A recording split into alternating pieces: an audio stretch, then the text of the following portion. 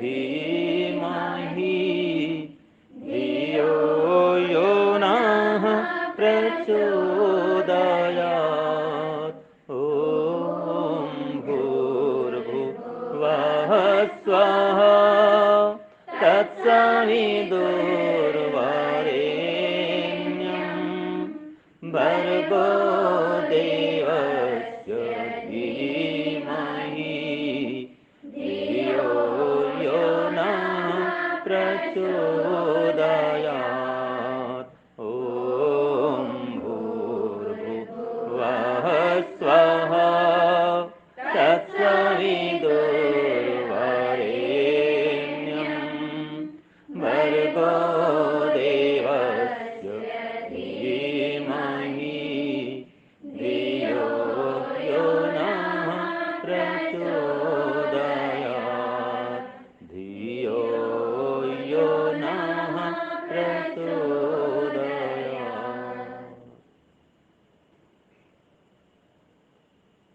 सभी इस कार्यक्रम में उपस्थित ब्रह्मचारिणियाँ आर्यवन आर्ष कन्या गुरुकुल में आप बहुत ही त्याग और तपस्या पूर्वक विद्या अध्ययन कर रही हैं, योगाभ्यास कर रही हैं, और ये बहुत ही आपके लिए, आपके माता पिता के लिए और गुरु आचार्यों के लिए भी ये बहुत ही एक प्रकार से हर्ष की बात है, और हम सभी के लिए सौभाग्य का विषय है कि आप सभी निष्ठापूर्वक, श्रद्धापूर्वक गुरुकुल में विद्या अध्ययन कर रही हैं और आध्यात्मिक मार्ग में प्रगति कर रही हैं। इसी अवसर पर यहाँ पर उपस्थित हमारे आर्यवन ट्रस्ट के उप प्रधान श्री रंसी भाई जी, श्री भाईलाल भाई हमारे पिताजी, और सभी माताएं और हमारी स्वामी जी। तो देखिए, आध्यात्मिक मार्ग ऐसा मार्ग है जिसमें चलने के लिए बहुत बड़े बड़े बलवान, बहुत बड़े बड़े बुद्धिमान, बहुत बड़े बड़े गुणवान, बहुत बड़े बड़े धनवान, ठीक है, और बहुत बड़े बड़े विद्वान भी और ऐश्वर्यवान भी, ठीक है, ये कोई भी इस पथ में चलने के लिए जल्दी तैयार नहीं होते हैं। उनको भयंकर लगता है कि ये मार्ग में जाएंगे फिर तो हमें कुछ मिलेगा ही नहीं, हमारी सुख, शांति, आज़ादी सब छिन जाएगी, ठीक है जी।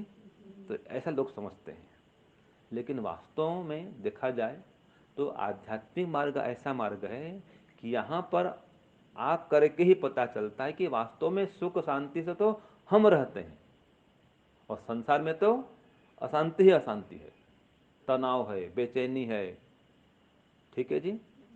तो वहाँ की समस्याएं अलग हैं, और आध्यात्मिक मार्ग में आने पर भी यहाँ पर भी कुछ समस्याएं आती हैं, क्योंकि जब तक ये शरीर है और जब तक हम संसार में हैं तो कोई न कोई समस्या तो रहेगी, कोई न कोई बाधा तो रहेगी।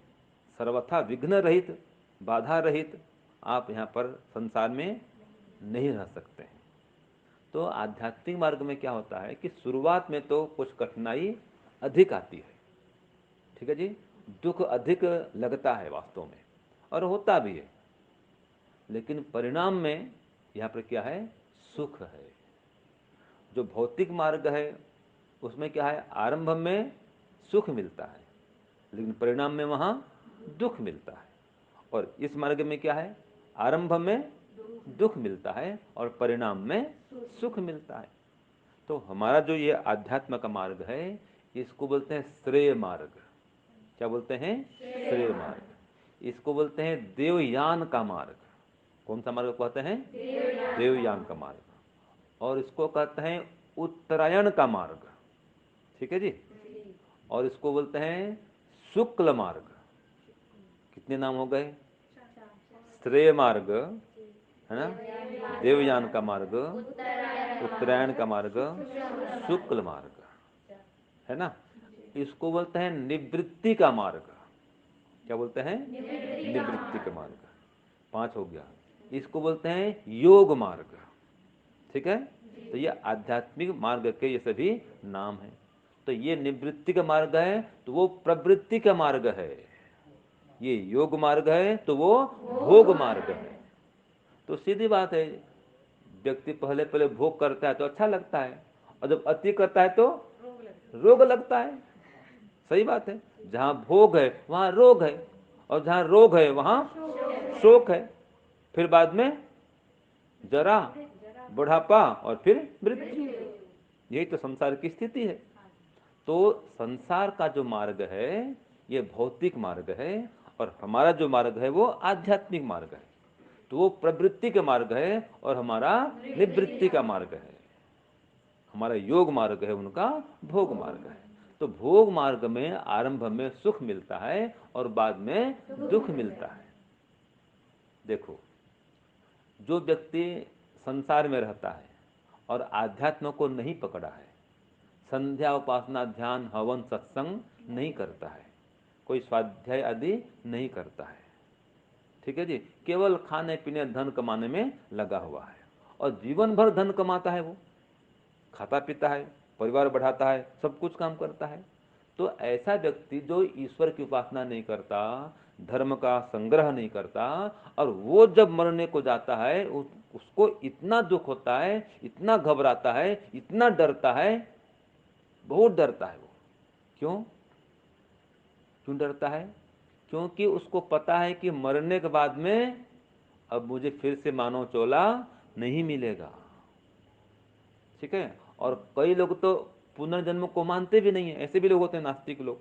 तो क्या बोलते हैं, मर गया सब कुछ छूट गया, जो भी धन संपत्ति कमाया, जो भी ये बिल्डिंग भवन और धन संपत्ति सोना चांदी जो भी जमीन जायदाद है, मरते सब छूट जाता है।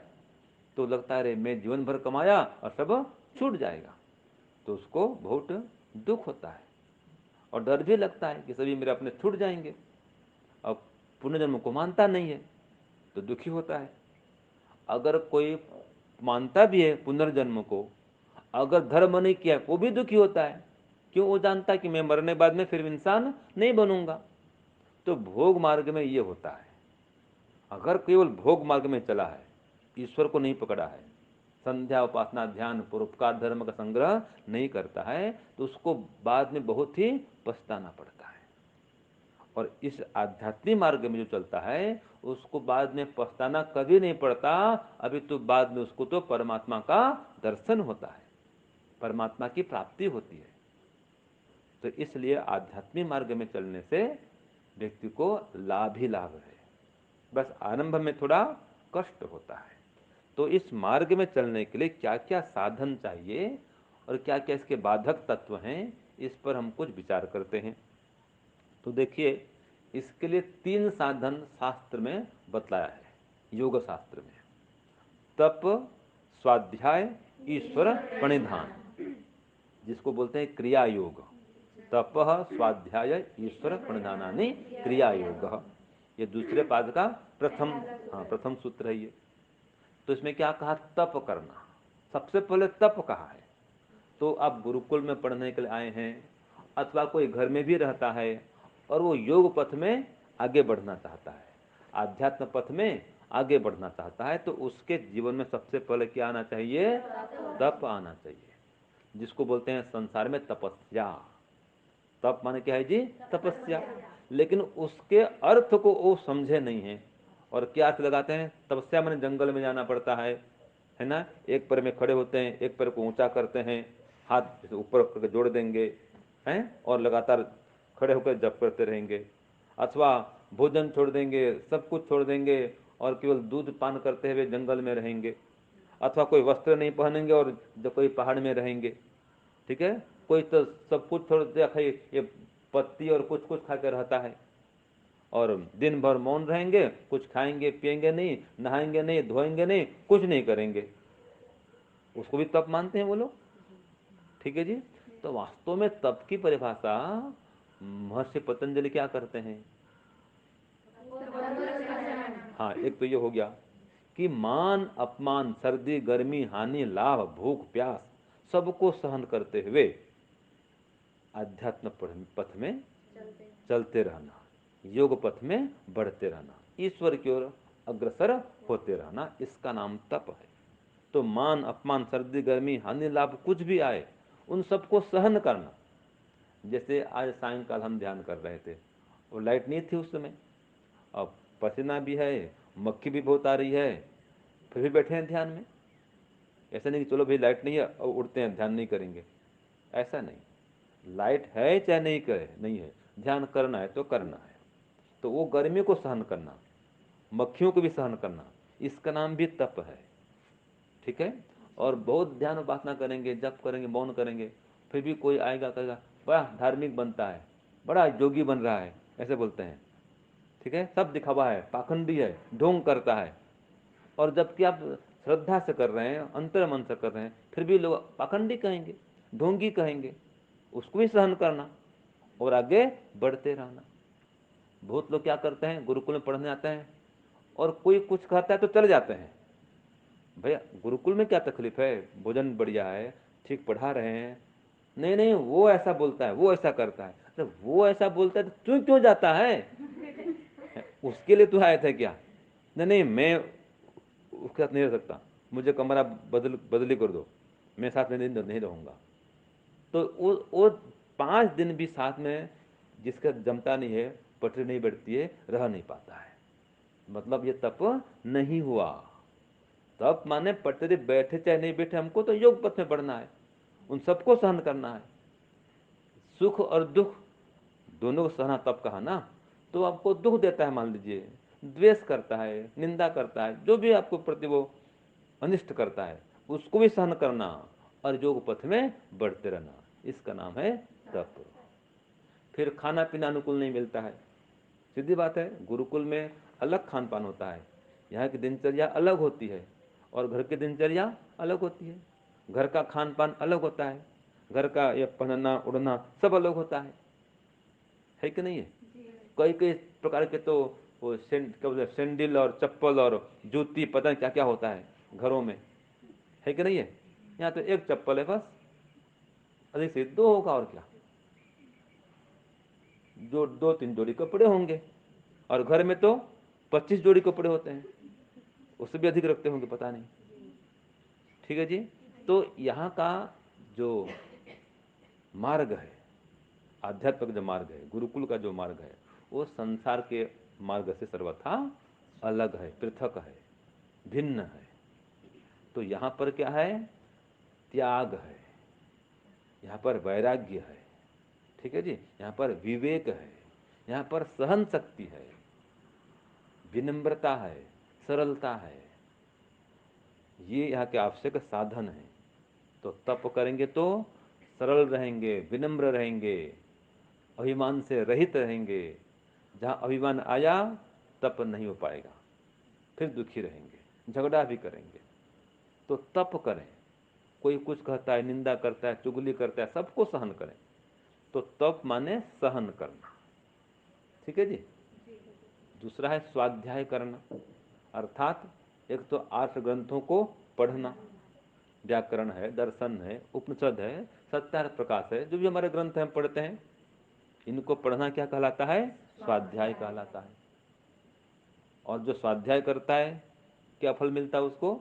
स्वाध्यायात इष्ट देवता संप्रयोग, संप्रयोग, स्वाध्यायात इष्ट देवता संप्रयोग, कि स्वाध्याय करने से इष्ट देव से माने परमपिता परमात्मा से संबंध जुड़ जाता है, परमात्मा का ज्ञान विज्ञान मिलता है, विवेक वैराग्य बढ़ता है, समाधि की प्राप्ति होती है। ठीक है जी, ये स्वाध्याय का फल है। तो एक तो स्वाध्याय करना माने 8 ग्रंथों को पढ़ना। दूसरा स्वाध्याय का अर्थ होता है गायत्री मंत्र का जप करना, ओम का जप करना, ये भी स्वाध्याय कहलाता है। तो आप चलते फिरते हर काम करते ओम जप का अभ्यास करें। जितना अधिक आपका ये ओम जप या गायत्री जप का अभ्यास बढ़ेगा ना, आप दुखी होंगे ही नहीं।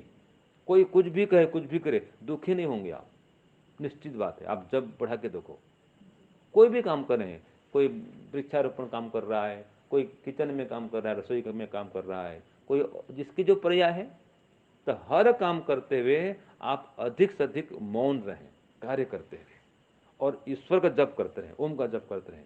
देखो आपको दुख होगा ही नहीं और यहाँ पर रहने में आनंद आएगा। ये स्वाध्याय ये भी है कि ओम का जप करना, गायत्री मंत्र का जप करना। और तीसरा क्या है? ईश्वर प्रणिधान, अर्थात इसका मतलब क्या है? हाँ, एक अर्थ ये हुआ कि सर्व क्रियाणाम परम गुरु अर्पणम तत्फल संन्यासो वा। एक ये व्यास भाषा में ये कहा है कि समस्त कार्यों को, एक तो दिन भर जो भी कार्य कर रहे हैं ईश्वर को याद करते हुए काम करेंगे, और जब रात को सोएंगे प्रार्थना करेंगे कि हे ईश्वर, मैंने दिन भर जो भी काम किया सब कर्मों को आपको अर्पित करता हूँ, मुझे कोई इसका लौकिक फल नहीं चाहिए, मुझे तो मोक्ष चाहिए। तो मोक्ष के लिए काम करना और सभी क्रियाओं को, कर्मों को ईश्वर को अर्पित करना, उसके फल को भी ईश्वर को समर्पित करना। ये ईश्वर प्रणिधान का एक भाग हुआ। दूसरा भाग है ईश्वर का विशेष ध्यान, प्रणिधान माने प्रकृष्ट रूप से उसका ध्यान करना। तो जो मैंने कहा ना, चलते फिरते, जाते आते, खाते पीते, हर समय ईश्वर में विशेष प्रेम बना रहना, ईश्वर में विशेष निष्ठा, अगाध आस्था, परम प्रेम, पूर्ण विश्वास, अटूट विश्वास जिसको बोलते हैं, ये बना के रखें। कभी एक क्षण के लिए भी ईश्वर को भूल करके नहीं रहना। ये है ईश्वर प्रणिधान, जिसको तीव्र संवेग कहा गया है योग दर्शन में। तो इससे क्या लाभ होता है? समाधि सिद्धि ही ईश्वर प्रणिधान। जो इस प्रकार से ईश्वर प्रणिधान से युक्त होकर सब काम करता है, उसको अति शीघ्रता से समाधि की प्राप्ति होती है। और समाधि प्राप्ति में क्या होता है? ईश्वर की अनुभूति होती है। समाधि में क्या होता है? ईश्वर की अनुभूति होती है, ईश्वर की प्राप्ति होती है। देखो ध्यान में क्या होता है? खोज होता है, और समाधि में क्या? प्राप्ति है। जैसे कि आपको कहीं जाना है, मान लीजिए कहीं बाहर जाना है और चाबी नहीं मिल रही स्कूटी की, ठीक है, कहीं भी आपको जाना है, रोजड़ जाना हो चाहे कहीं भी जाना हो, और चाबी कहीं रख दिए, आपको दिया गया, आप वहाँ जाना, ये काम करे आना, माता जी को ले जाना साथ में। तो जिसकी पर्याय थी, जिसको चाबी दिया गया, वो कहीं रख दी चाबी को। अब माता जी बोलते चलो चलो चलो बेटी चलो, चलना है रोजड़। अब चाबी खोज रहे हैं आप, कहाँ रखी कहाँ रखी कहाँ रखी, सब जगह खोज रहे हैं। तो जब तक चाबी नहीं मिले तब तक ये क्या हो रहा है? चाबी का ध्यान हो रहा है। आपके आंख के सामने हो चाबी, चाबी का छल्ला सब क्या है? घूमते रहता है। ठीक है जी, इसको बोलते हैं चाबी का ध्यान। और जब चाबी मिल गई, अब क्या हो गया? ये समाधि, ये चाबी की समाधि हुई। तो इसी प्रकार से हम ईश्वर को पुकार रहे हैं, उनका जप कर रहे हैं, चिंतन कर रहे हैं, ध्यान कर रहे हैं। ये क्या है? खोज है। ठीक है जी, ईश्वर को खोज रहे हैं एक प्रकार से। जब ईश्वर की अनुभूति हो जाती है, प्राप्ति, यही समाधि है। समाधि माने क्या है? और ईश्वर की प्राप्ति, ईश्वर की अनुभूति। उदाहरण के लिए ओम खम ब्रह्म, कि हे ईश्वर आप आकाश मान सर्वत्र व्याप्त हैं। अब हम व्याप्त है बोलने से खाली मैंने कहा, आपने सुन लिया, इसको बोलते शाब्दिक ज्ञान। क्या बोलते हैं इसको? शाब्दिक ज्ञान। फिर कुछ अनुमान भी कर लेते हैं, हाँ हाँ ईश्वर सब जगह व्याप्त है, क्योंकि उसका कोई रूप रंग आकार प्रकार तो है नहीं, दिखता नहीं, इसलिए सब जगह व्याप्त है। ऐसे कोई भी आप अनुमान लगा सकते हैं। लेकिन साक्षात्कार में क्या होता है? ये अंदर से लगने लगता है कि हे ईश्वर अभी इसी समय मेरे चारों ओर आप व्याप्त हैं, मैं आपको छू रहा हूं फिर भी छू नहीं पा रहा हूं, और नहीं छूते हुए भी छू रहा हूं, आपको देख रहा हूं और देखते हुए भी नहीं देख पा रहा, लेकिन नहीं देखते हुए भी देख रहा हूं। क्यों? कोई रूप रंग तो है नहीं ईश्वर का, तो कहां देखेंगे? तो जहां भी देखेंगे वो दिखने वाला नहीं है। लेकिन हमारे सामने ईश्वर है कि नहीं बताओ? है ना। तो जहां पर देख रहे हैं वहां ईश्वर है कि नहीं? है। मतलब हम ईश्वर को देख रहे हैं, क्योंकि जहां भी देख रहे हैं वहां ईश्वर है ना। जब ईश्वर है तो उसको देख रहे हैं, सीधी बात है। लेकिन कोई रूप नहीं है, कोई आकार भार नहीं है, इसलिए कोई रूप वाला उसको हम जान नहीं पाते हैं। तो उसको देखते हुए भी नहीं देख पाते और नहीं देख पाते हुए भी देखते हैं। तो जो नहीं देख पाते वे भी देखते हैं, ये क्या है? ईश्वर का अनुभव करना है।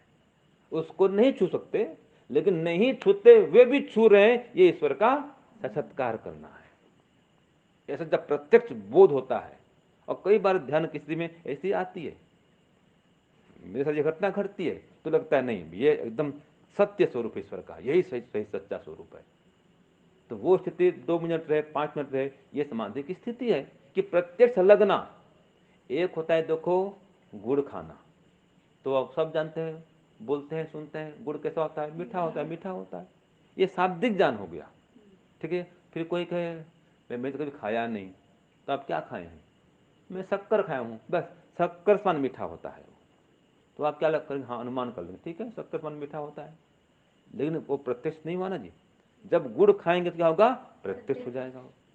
तो इसी प्रकार से आपको जब अंदर से लगने लगता है कि हे ईश्वर, आप मेरे अंदर भी हैं, इस हृदय जैसे गर्थ है ना, यहाँ पर साक्षात आपको ईश्वर लगता है कि आप यहाँ पर हैं और मैं भी यहाँ पर हूँ, तो जब ये अंदर से साक्षात अनुभव में आएगा, ये समाधि की स्थिति ऐसी होती है। और इसके लिए 1 घंटा तक, जहां तक मेरा अनुभव बता रहा हूं मैं, 1 घंटा तक और दूसरा कोई विचार नहीं आता है। 1 घंटा तक जब आप लगातार ईश्वर से जुड़े रहेंगे, ईश्वर का ही चिंतन करते रहेंगे। हाँ, कभी गायत्री मंत्र करेंगे, कभी ओम करेंगे, अभी आप वो भी अपने निर्णय शक्ति से, बलात् कोई खींच के नहीं लेगा आपको, जहां तहां मन नहीं जाएगा। आप अभी जप किए ओम का, फिर अब चेंज करेंगे, हे ईश्वर अब मैं गायत्री जप कर रहा हूँ, फिर अब मैं ओम आनंद जप कर रहा हूँ। वो आपकी निर्णय शक्ति से आप जप कर रहे हैं, वो बाह्यवृत्ति नहीं है, वो ईश्वर से लगातार जुड़े हुए हैं। तो जब लगातार 1 घंटा तक आप ईश्वर से जुड़ के रह जाते हैं, फिर जिस गुण के माध्यम से आप ईश्वर को पुकारते हैं, या जिस गुण के माध्यम से आप ईश्वर का चिंतन करते हैं, बस उस गुण का साक्षात्कार हो जाता है। यही समाधि की अवस्था है। ईश्वर का कोई रूप तो है नहीं, रंग तो है नहीं, कोई आकार भार तो है नहीं, न कोई चिकना है, न कोई खुद खुदरा है, न कोई कठोर है, ऐसा तो कोई है नहीं। तो कैसे उसको जानेंगे? उसको उसके गुण से जानेंगे। जैसे कि एक गुण है सर्वव्यापकत्व का, कि हे ईश्वर, आप कौन कौन में समाये हुए हैं, हमारे चारों ओर अभी इसी समय आप व्याप्त हैं। अभी अनुभव करो, देखो, आप चिंतन करो, चिंतन करते करते करते करते आपको लगने लग जाएगा। जब आंख बंद करके चिंतन करते हैं, एकदम आंख बंद और कोई हिलना डुलना नहीं होता है, बस एक चिंतन चलता है कि हे ईश्वर, आप मेरे चारों ओर व्याप्त हैं, मेरे अंदर बाहर सब जगह समाये हुए हैं, अनादि काल से अनंत काल तक ऐसे ही मेरे चारों ओर आनंद में मग्न होकर विद्यमान रहते हैं। मेरे रोम रोम में आप ओम परमात्मा समाये हुए हैं।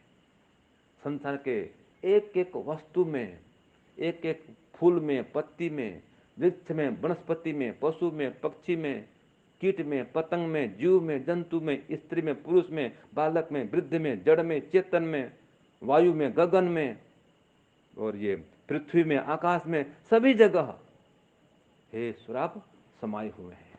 ये जब आपको अंदर से लगने लग जाता है और आपको ऐसे बाहर दिखता है, फिर माने कि बिना रूप के भी आपको दिखता है, मतलब आपको ऐसा अनुभव होता है, बस ये ईश्वर के सर्वव्यापक स्वरूप का साक्षात्कार है। और ये जितना गहरा होगा, वो उतना अधिक स्थायी होता है और उतना अधिक आपका संबंध ईश्वर से मजबूत होगा। तो ये 2 मिनट अनुभूति रहती है, 5 मिनट रहती है। जब 1 घंटा आपकी अनुभूति हो जाएगी, एकदम आपको पक्का हो जाएगा, हाँ ईश्वर ऐसा ही है, फिर कोई शंका नहीं रहेगी, कोई संशय नहीं रहेगा। ये समाधि की ये अवस्था है, ठीक है। अब ऐसे हर दिन समाधि लगाएं, हर दिन लगाएं, तो फिर ईश्वर में इतना प्रेम बढ़ता है, इतना प्रेम बढ़ता है कि संसार में आसक्ति नहीं रहती है। फिर ये राग द्वेष क्लेश नहीं सताते और धीरे धीरे धीरे धीरे तनु होते हैं, फिर एक दिन समाप्त होते हैं। जब समाप्त हो गए, जल गए, नष्ट हो गए, तो फिर मोक्ष हो जाता है। ये आध्यात्मिक मार्ग में चलने पर ये लाभ होता है, ये साधन है अष्टांग योग का अनुष्ठान करना। इसमें तप है, स्वाध्याय और ईश्वर प्रणिधान, ये प्रथम 3 अंग हैं क्रिया योग के। तो जो व्यक्ति इस क्रिया योग का अनुष्ठान करता है, तो क्या फल मिलता है उसको? तो सूत्र आगे कहा, समाधि भावनार्थ क्लेश तनु करणार्थश्च। उसको समाधि की प्राप्ति होती है और जो क्लेश है वो तनु होते हैं। तनु माने कमजोर, निर्बल, और फिर समाप्त हो जाते हैं, फिर मोक्ष हो जाता है। तो ये आध्यात्म पथ में चलने का ये साधन है कि तप करें। ये छोटे मोटे कष्ट भी आएंगे, खाने पीने में भी कष्ट होगा आपको, इन सबको सहन करें, ये तप है। और मन आकर पढ़ाई करें। आप सब यहाँ पर आध्यात्मिक शास्त्र पढ़ते हैं, ठीक है जी। कोई भौतिक शास्त्र, रसायन, कोई जीव विज्ञान, या कोई हिंदी साहित्य और कुछ इंग्लिश तो यहाँ नहीं पढ़ाते। यहाँ पर केवल और केवल आध्यात्मिक शास्त्र पढ़ाते हैं। ये स्वाध्याय हो रहा है आपका। और सुबह शाम ईश्वर का ध्यान करते हैं, संध्या करते हैं, हवन करते हैं। ये सब साधन है। तो इन साधनों का आप संग्रह करें। और जो निंदा चुगली करते हैं, ठीक है, ईर्ष्या अहंकार करते हैं, कठोर बोलते हैं, गुस्सा करते हैं, झगड़ा करते हैं, और बार बार ये खाऊं, वहां घूमने जाऊं, ये करूं, वो करूं, चित्त को चंचल करते हैं, ये सब क्या है जी? बाधक तत्व है। और ऐसा रहता है कि मानो कि नानी मर गई हो, दुखी रहते हैं, हंसने का तो नाम भी नहीं आता। कई बार कई लोग को देखता हूं मैं, चेहरे में मुस्कान नहीं होती है, पता नहीं, हमेशा दुखी दुखी रहते हैं लोग।